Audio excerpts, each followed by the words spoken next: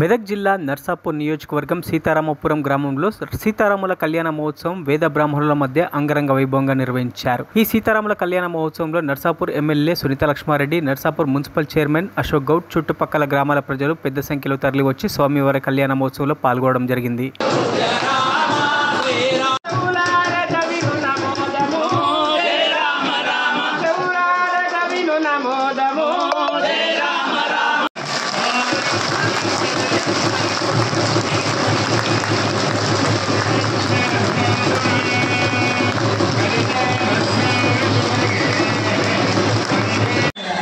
కనుగొన చేసుకోవడం జరిగింది। ఎంతో వైభవంగా అందరి సమక్షంలో మనం శ్రీరామనవమి జరుపుకోవడం చాలా సంతోషంగా ఉంది।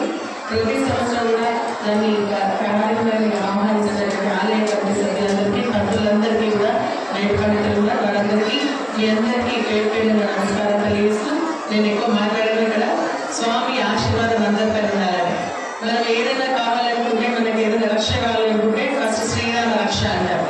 కాబట్టి ఆ స్వామి యొక్క రక్ష మనందరూ ఉండాలని, రామరాజ్యం వారి పరిపాలనలో ఎట్లయితే ప్రజలందరూ కూడా సుఖంగా, సంతోషంగా, ప్రశాంతమైనటువంటి జీవితం గడిపారో అటువంటి జీవితాన్ని మనకి ప్రసాదించాలని చెప్పేసి ఆ సీతారాముని ప్రార్థిస్తూ రామరాజ్యం రావాలని, అందరూ ఆరోగ్యాలతో సుఖ సంతోషంతో ప్రశాంతమైనటువంటి జీవితం గడపాలని ఆ సీతారామ స్వామి ఆంజనేయులను ప్రార్థిస్తూ సెలవు తీసుకుంటున్నాను। జై హింద్।